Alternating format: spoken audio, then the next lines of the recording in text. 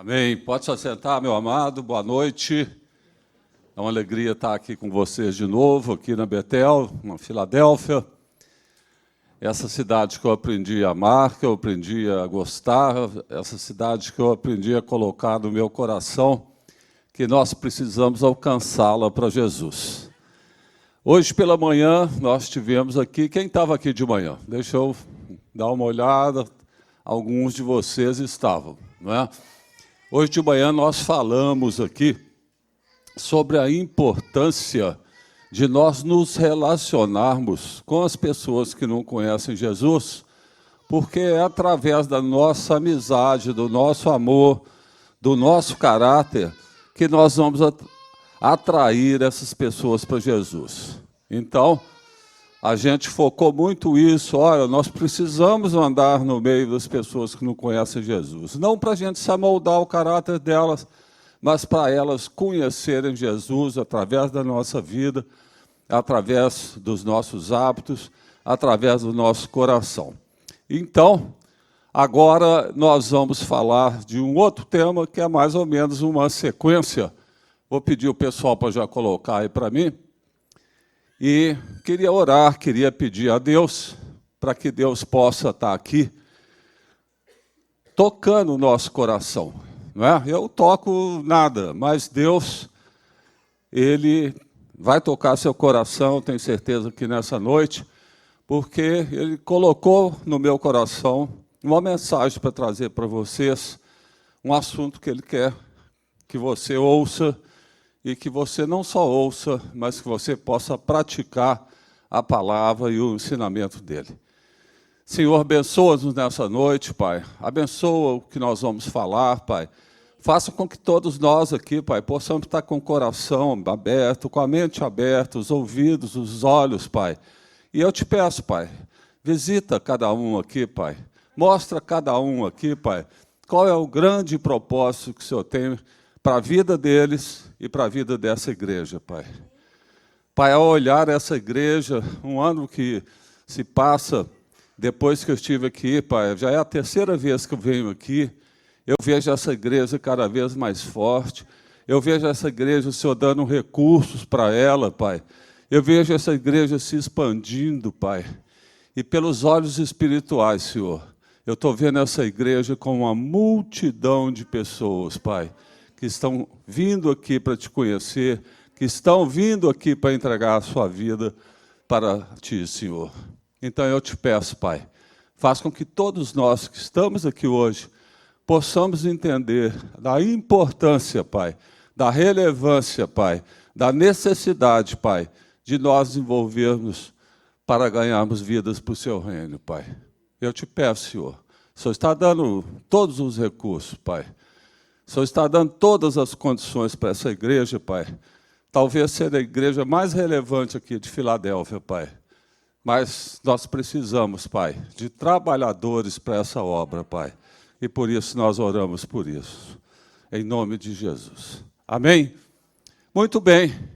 Nós vamos falar de um tema aí que normalmente os pregadores não falam muito. Talvez você nunca tenha ouvido falar disso, não é? Mas foi o que Deus tocou no meu coração, então vamos lá para transmitir a vocês que Deus quer te falar que as suas decisões, as coisas que você faz aqui nessa terra, vão ter um impacto eterno na sua vida futura. Tudo aquilo que você faz vai ter um impacto eterno aí para a sua vida futura. Você sabia que Jesus, qual foi o grande motivo que Jesus veio à Terra? Jesus veio fazer uma nova aliança. Jesus veio ser a ponte para unir novamente o homem a Deus, porque o homem foi, ao longo dos anos, pecando, se afastando de Deus. E aí Jesus vem e declara, o Filho do homem, Jesus, veio buscar e salvar o que estava perdido. Jesus veio fazer isso aqui, não é? E aí nós sabemos que Jesus foi crucificado, morreu, ressuscitou o terceiro dia, passou 40 dias com seus discípulos e foi novamente, subiu aos céus. E seus discípulos ficaram muito tristes. E olhando, Jesus subia aos céus, uma tristeza que batia neles. E aí vieram anjos e falaram assim com eles: Galileus, por que vocês estão olhando para o céu? Esse mesmo Jesus voltará da mesma forma com que vocês estão vendo ele subir. E aí, a grande notícia é que Jesus está voltando. Talvez volte essa noite, talvez volte amanhã, não é? Jesus está esperando nós levarmos o Evangelho a todas as multidões, até os confins da terra. Ele fala que nós vamos levar o Evangelho a Jerusalém, a Judéia, que estava ali pertinho, a Samaria, que estava um pouco mais distante, e até os confins da terra. E outro dia eu vi um pregador falando uma coisa muito interessante. Ele virou e falou: olha, como é que nós vamos atingir todos os confins da terra? O mundo está mudando. Hoje nós temos a internet, não é? Hoje a gente chega nos 4 cantos do mundo. Então, isso é uma estratégia, uma forma de nós levarmos Jesus para as pessoas. E o que vai acontecer, pastor? Jesus vai voltar a segunda vez. E aí eu quero te mostrar biblicamente o que vai acontecer. E o que vai acontecer, está em Mateus 25, 31 a 46, vai acontecer um grande julgamento. Jesus vai voltar, está voltando. E quando ele chegar, vai ter um grande julgamento. O que vai acontecer? Aí Mateus 25 começa a falar para a gente: todas as nações serão reunidas diante dele. E ele vai separar uma das outras, como o pastor separa as ovelhas dos bodes. Então ele vai chegar aqui e vai falar o seguinte: ó, ovelha para cá, bode para cá. E aí as ovelhas vão perguntar para ele: Jesus, por que nós estamos sendo considerados ovelhas? E ele vai responder: olha, eu tive fome, vocês me deram de comer. Eu tive sede, vocês me deram de beber. Eu fui estrangeiro, vocês me acolheram. Eu necessitei de roupas, vocês me vestiram. Eu estava enfermo, vocês cuidaram de mim. Eu estava preso, vocês me visitaram. E aí ele vai falar: olha, vocês, ovelhas, recebam como herança o reino dos céus. E aí os bodes vão perguntar: por que eu sou bode? Por que eu fiquei desse lado? E ele vai responder: olha, eu tive fome, vocês não me deram de comer. Eu tive sede, vocês não me deram de beber. Eu era estrangeiro, vocês não me acolheram. Necessitei de roupa, vocês não me vestiram. Estive enfermo e preso, vocês não me visitaram. E aí ele vai falar com os bodes: ó, malditos, apartem-se de mim para o fogo eterno. Vocês entenderam o que vai acontecer? Dois grupos: ovelhas, bodes. Ovelhas, o reino, a glória de Deus. Bodes, o fogo eterno do inferno. Vocês viram ali que essa situação aqui, olha, talvez quem for considerado um bode é uma pessoa que tem uma vida normalzinha aí. É uma pessoa que provavelmente, talvez frequente uma igreja, sente num banco, ouça uma pregação. Talvez essa pessoa participe de um ministério dentro da igreja. Mas essa pessoa, com certeza, ela não se preocupa por aquele que está perdido. Essa pessoa, ela não se preocupa com aquele que não conhece Jesus. E Jesus está sendo claro: malditos, apartem-se de mim para o fogo eterno. E aí eu queria apresentar para vocês Lucas 16, tem uma parábola que fala do homem rico e Lázaro. E vai mostrar muito para a gente que pessoas que às vezes vivem dissolutamente, pessoas que vivem uma vida achando que estão assim, satisfazendo a Deus, às vezes dão uma esmola, às vezes fazem uma coisinha ou outra, e acha que isso é suficiente. Então, Jesus fala dessa parábola para mostrar que nós teremos uma vida aqui e teríamos outra vida na eternidade. E o que vai balizar essa vida na eternidade são as coisas que nós fazemos aqui nessa vida. E aí, essa parábola eu vou ler para vocês, prestem bem atenção. Havia um homem rico que se vestia de púrpura, de linho fino, vivia no luxo todos os dias. Diante do seu portão fora deixado um mendigo chamado Lázaro, coberto de chagas. Este ansiava comer o que caía da mesa do rico. Em vez disso, os cães vinham lamber suas feridas. Chegou o dia que o mendigo morreu, e os anjos o levaram para junto de Abraão, para junto de Deus. O rico morreu e foi sepultado no Hades. Hades é inferno. No inferno, onde estava sendo atormentado, ele olhou para cima e viu Abraão de longe, com Lázaro ao seu lado. Então chamou: pai Abraão, tem misericórdia de mim. Manda que Lázaro molhe a ponta do dedo na água e refresque a minha língua, porque eu estou sofrendo muito nesse fogo. Mas Abraão respondeu: filho, lembre-se que durante a sua vida você recebeu coisas boas, enquanto Lázaro recebeu coisas más. Agora, porém, ele está sendo consolado aqui, e você está em sofrimento. E, além disso, entre vocês e nós tem um grande abismo, de forma que os que desejam passar do nosso lado para o seu, ou do seu lado para o nosso, não conseguem. Ele respondeu: então eu lhe suplico, pai, manda Lázaro ir à casa do meu pai. Eu tenho 5 irmãos, deixa que ele os avise, a fim que eles não venham também para esse lugar de tormento. Abraão respondeu: eles têm Moisés e os profetas, que o ouçam.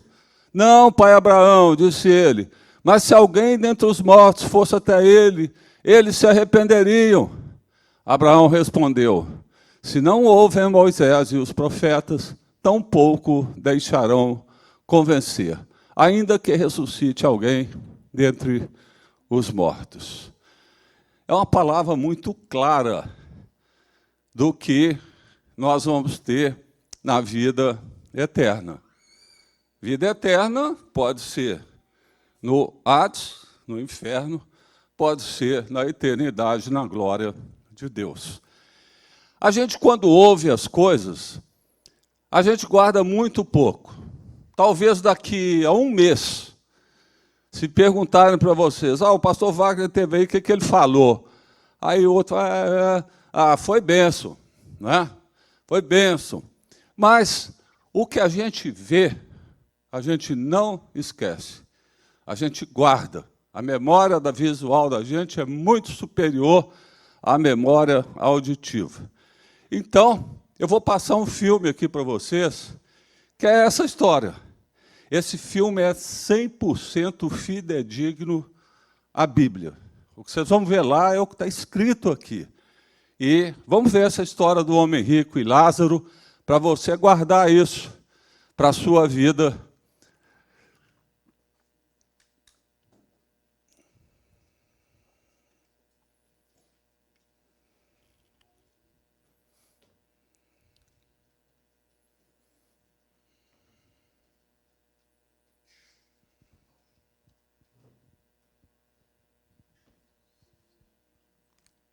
Aí tem um som, gente.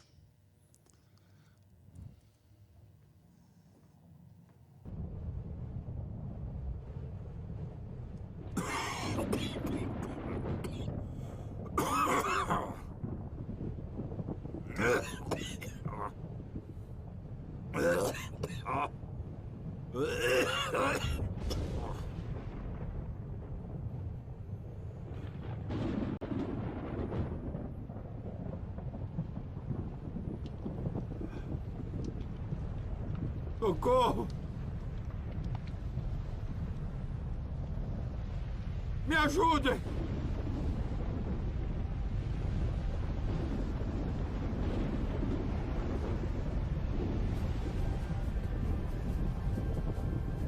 Me ajudem!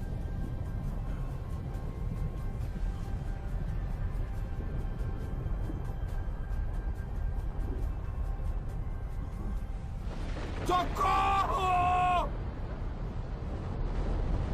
Socorro!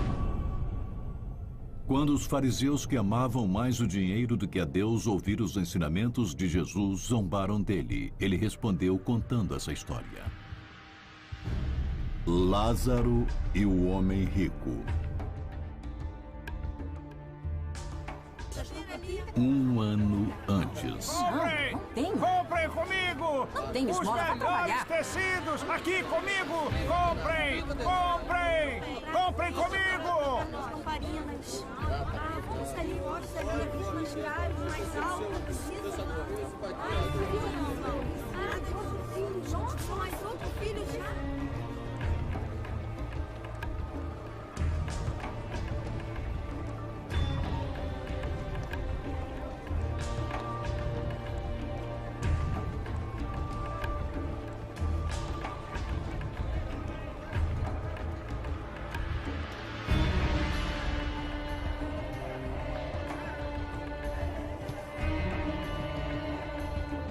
Uma esmolinha. Uma esmolinha.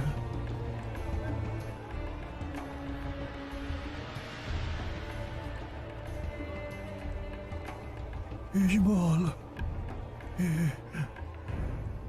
Como ousa tocar em mim? Quer que eu fique impuro também?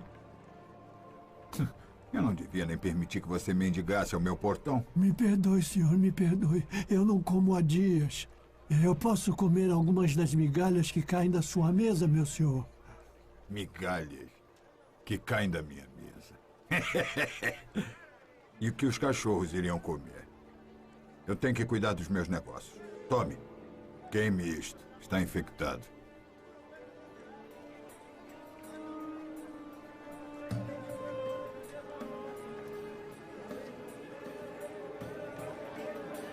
Comprem! Comprem comigo! Olá. Prova este vinho. Eu quero. Nossa, elas estão uma delícia.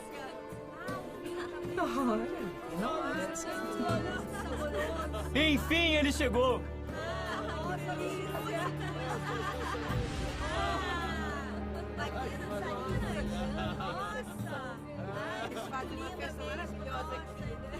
Meu irmão favorito. O que quer de mim agora?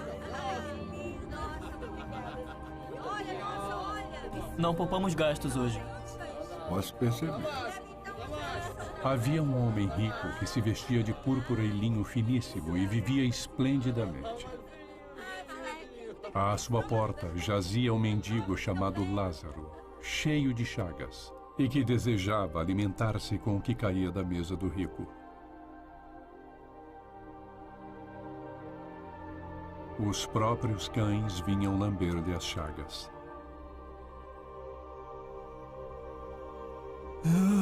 Deus me ajude.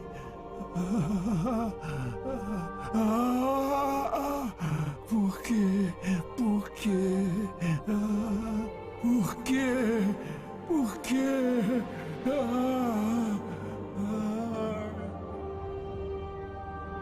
E aconteceu que os dois homens morreram e passaram desta vida para a outra.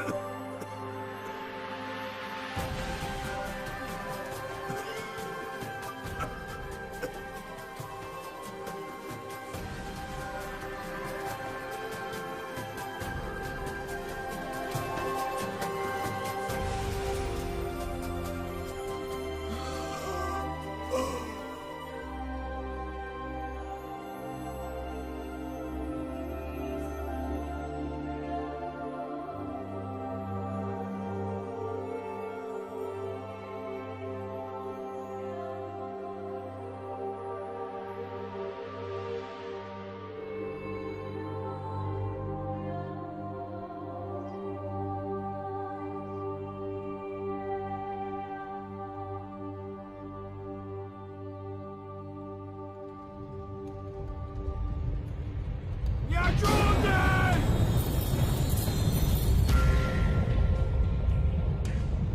Socorro!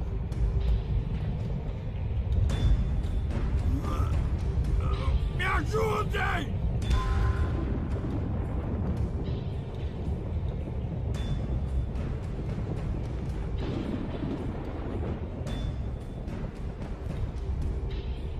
Socorro!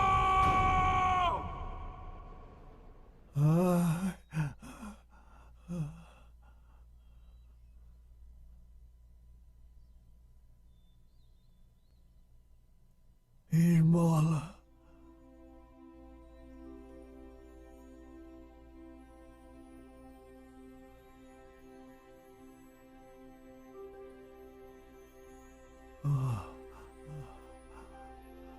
Bem-vindo. Pai Abraão. Sim. Sim, sou Abraão. Bem-vindo ao paraíso. Paraíso. Sim, Lázaro. Paraíso!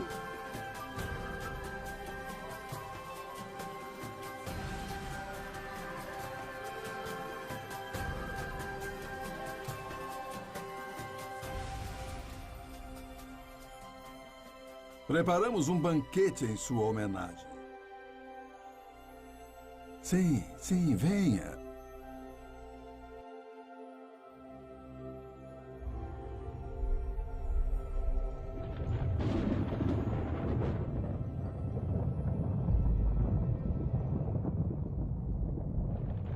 Pai Abraão! Pai Abraão! Tenha piedade de mim!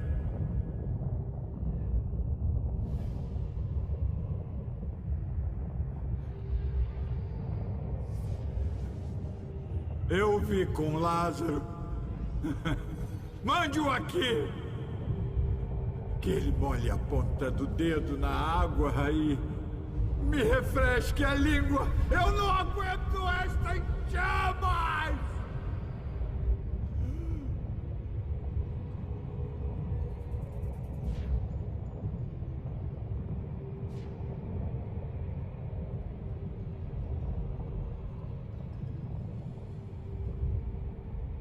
Filho, lembre-se. Nesta vida, você recebeu todas as coisas boas. Porém, Lázaro só recebeu o que era mal. Agora ele é consolado e você é atormentado. Por favor, por favor! Além disso, há um grande abismo entre nós, de modo que os que querem atravessar daqui até vocês não podem, como também os daí não podem passar para cá. Pai Abraão, neste caso eu peço uma coisa. Mande Lázaro à casa de meu pai, porque eu tenho 5 irmãos.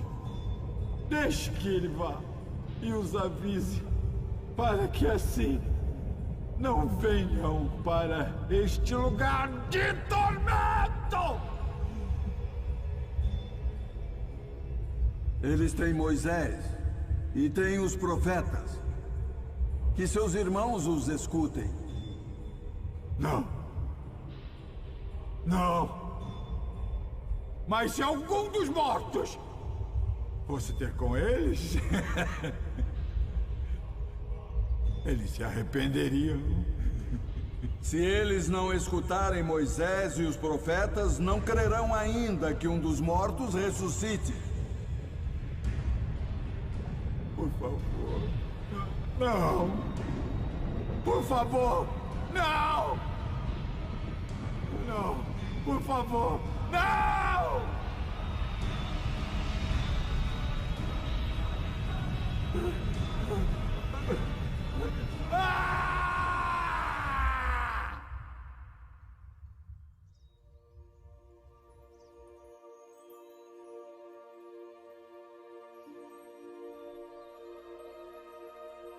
Lázaro, venha para o lugar que seu pai preparou para você.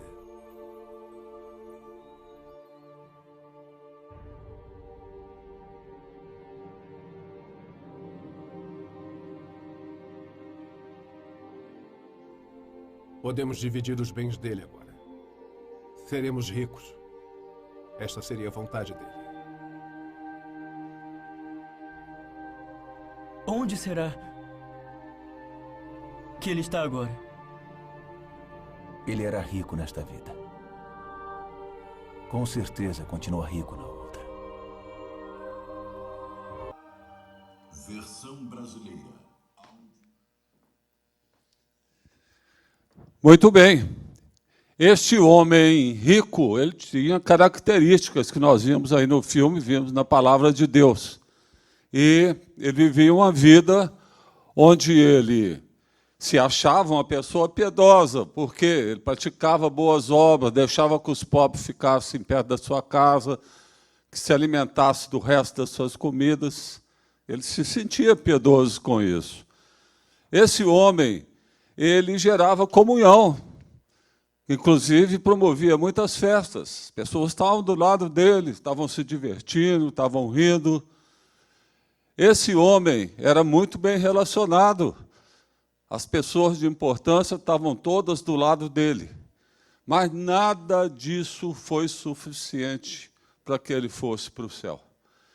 E às vezes a gente vive uma vida, não é? Onde a gente acha que a forma da gente viver vai nos condicionar, vai nos dirigir para o céu.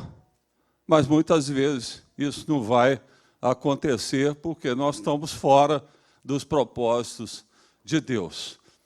E aí, esse homem rico, quando chega no inferno, aí ele começou a ter atitudes de uma pessoa que é um discípulo de Jesus. A hora que ele chegou no inferno, ele mudou o comportamento dele. E o que ele começou a ter? Visões celestiais. O homem rico no inferno olhou, viu bem de longe Abraão e Lázaro que estava no céu. Ele começou a enxergar o céu. Ele começou a entender o que era o céu. Este homem começou a ter misericórdia. Mande Lázaro morar a ponta do seu dedo na água, refresca a minha língua. Esse homem começou a querer fazer evangelismo. E mande Lázaro à casa dos meus irmãos, avise para que eles não venham para cá, para que eles não venham para o inferno. Ele se tornou um evangelista. Onde? Lá no inferno. Este homem começou a ter paixão pelos perdidos. E falou, mas se alguém dentre os mortos fosse até eles, eles se arrependeriam. Este homem começou a ter fé. Se alguém falar com meus irmãos, eles se arrependerão dos meus pecados e serão salvos. Mas veja só, valeu alguma coisa a intercessão desse homem rico lá no inferno pelos seus irmãos?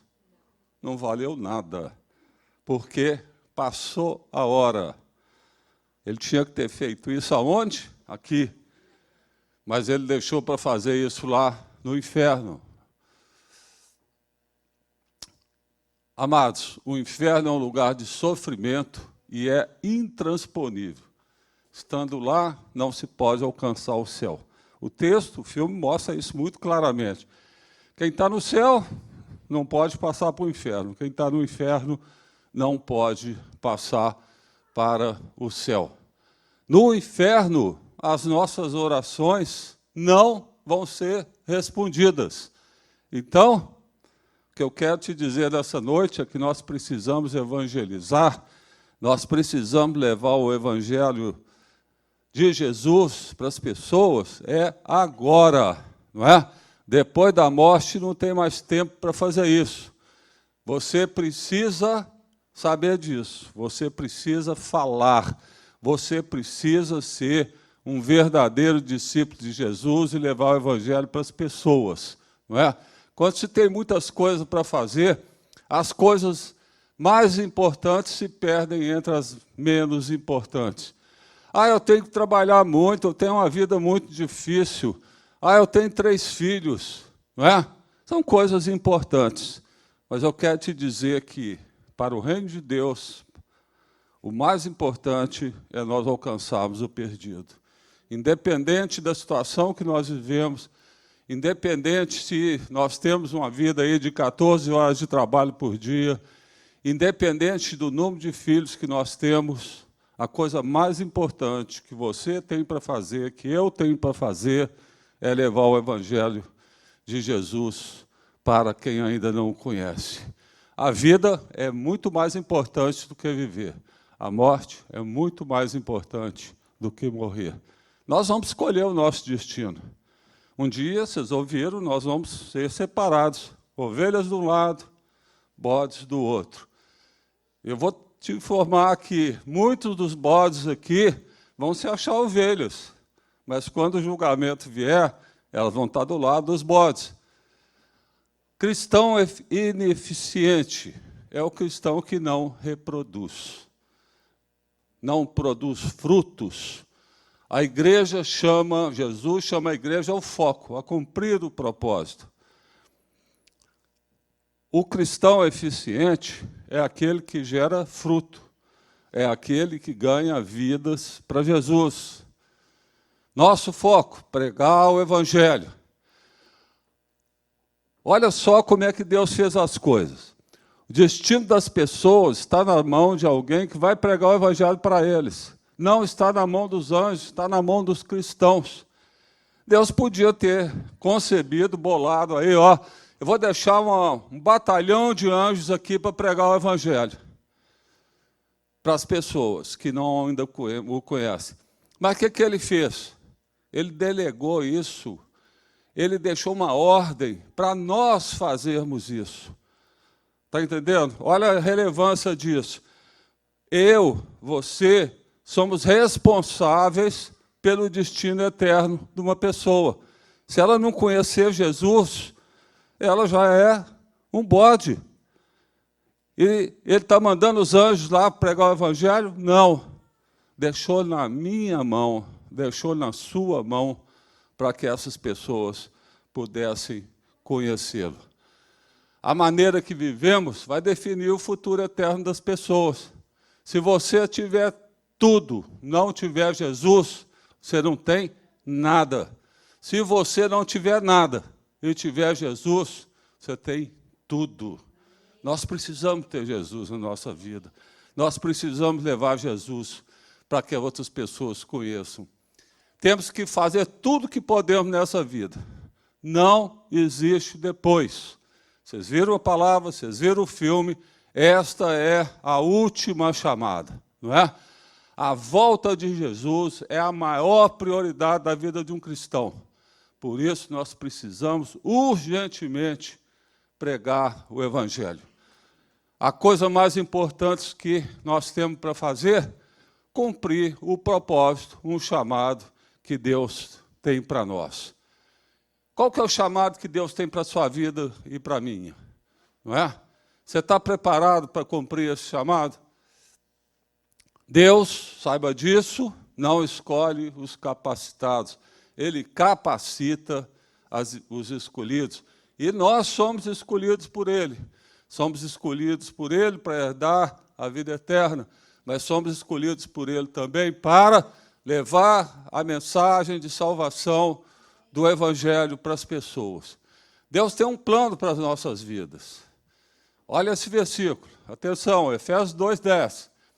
Pois foi Deus quem nos fez o que somos agora. Em nossa união com Cristo Jesus, Ele nos criou para que fizéssemos as boas obras que Ele já havia preparado para nós. Ele já nos criou para realizarmos essas boas obras. Cada um de nós tem essas boas obras para realizar. E aí, o que vai acontecer? Jesus vai voltar, nós já vimos ali, vai separar os bodes das ovelhas. Mas eu acredito que nós vamos ter uma entrevista com Deus. Ele vai chegar e vai nos perguntar assim, o que você fez? E nós vamos responder. E aí nós vamos ver John Bevere tem um filme que mostra direitinho essa situação dessa entrevista com Deus. Question. What are you called to do? I ask that question because we won't be judged according to what we did in life, rather what we were called to do in life. Imagine with me standing before the throne of God, and a scenario like this occurred. Evangelist Anderson, come forth and give an account of your stewardship on earth. Evangelist Anderson? I'm not an evangelist. I'm an accountant. I had an accounting firm. I had Evangelist Anderson. Where are the 347,566 souls I called you to impact in Asia, son? Where are they? I'm an accountant. I had an accounting firm. I help churches. I help ministries with their finances. Son, where are the 347,566 souls in Asia I called you to impact? Son, where are they? Had you sought me, had you sought my face, I would have revealed this to you. And everything in regards to that man's calling was burned up before the judgment seat of Christ. Accountant Jones, step forward and give an account of your stewardship. Accountant Jones? No, I'm not. I pastored for 35 years. I had a membership of 750 people. Accountant Jones, I called you to the marketplace. Had you done this, you would have significantly impacted 2 people. You and those 2 men would have helped churches with their finances, and those churches would have impacted 751,321 souls. If you would have sought me, I would have revealed this to you. And again, in regards to this man's calling, everything he's done in life would be burnt up before the judgment seat of Christ.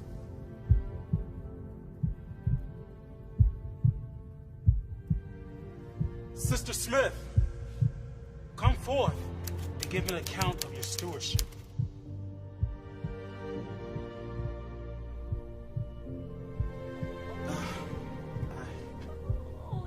I only raised 3 children. I never preached to nations. I never even been on a missionary trip. I only tried my hardest to raise my children in your way.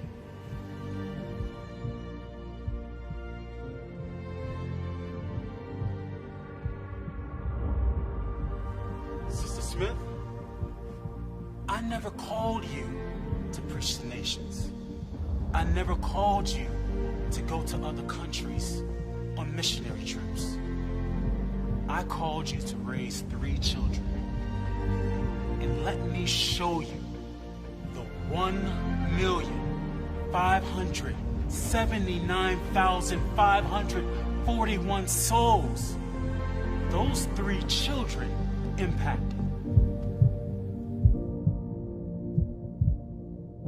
You sought me, and you heard my voice. You were obedient to my call. Well done, my good and faithful servant. Enter into the joy of your Lord.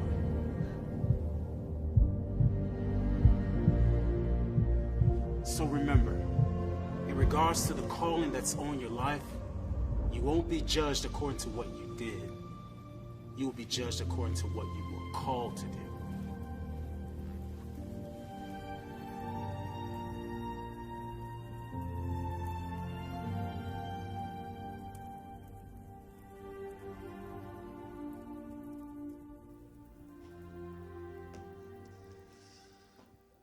A frase impactante desse filme: você não será julgado pelo que você fez.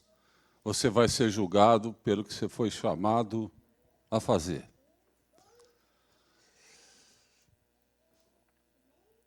Qual que é a nossa visão? Apocalipse 7, 9, 17. Uma grande multidão reunida ao lado do trono de Deus. Vestes brancas, palmas nas mãos, Qual que é a visão para vocês? Filadélfia alcançada por Jesus. Vocês olharam essa multidão e enxergaram a sua cidade sendo alcançada por Jesus. Qual que é a missão? A missão nossa está em Mateus 28, 18 a 20, que fala que nós devemos ir pregar o Evangelho a todos. Nós temos que ensinar as pessoas a obedecer a tudo que nós aprendemos. Como é que nós vamos cumprir essa missão? Qual que é a estratégia? A estratégia é Atos 2:42, que nos fala que nos primórdios do cristianismo, como viviam os convertidos. E eles viviam na comunhão do pão, eles viviam de casa em casa, eles ajudavam os necessitados, distribuíam seus bens, eles perseveravam nas orações e dia a dia o Senhor ia lhes acrescentando os que iam ser salvos. Como é que nós vamos fazer essa estratégia no nosso mundo de hoje? Através das células, através das nossas casas, através de abrir essas portas para que lá seja porta de salvação. Essa é a estratégia para a gente chegar nessa visão de alcançar Filadélfia para Jesus. E aí você pode me perguntar, pastor, por que eu?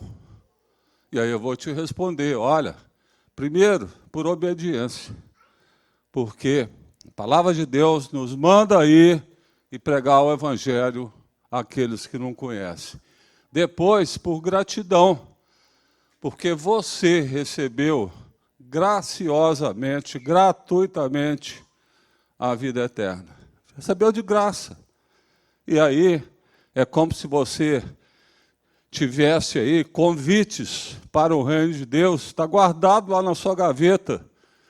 Da mesma forma que você recebeu de graça, passe para as outras pessoas de graça. E, finalmente, por amor. Por que por amor? Porque você sabe que essas pessoas vão ser consideradas ou ovelhas ou bodes. Ou vão estar na glória, na eternidade, por todo sempre com o Senhor, ou vão estar nas profundezas do inferno. Por isso, é com você que Deus está falando aqui, é com você que Ele conta para fazer essa obra. Não existe amor sem serviço. Eu não amo ninguém se eu não sirvo a pessoa. Não existe serviço sem compromisso. Eu não consigo fazer nada se eu não tiver compromisso. E não existe compromisso sem renúncia e sacrifício. Meu amado, dirigir uma célula, participar de uma célula, exige renúncia e sacrifício. É muito trabalhoso, mas eu vou te contar que é muito prazeroso, porque a hora que você começar a ver as pessoas se rendendo a Jesus, a mudar o destino eterno delas, isso aí não tem preço, não tem coisa que se pague. Qual que é o seu chamado? O que é que Deus tem colocado no seu coração? Eu tenho certeza que não é vir ao culto, não é participar do louvor, participar do ministério. Eu tenho certeza que Deus tem muito mais para você. E eu queria que você agora curvasse sua cabeça,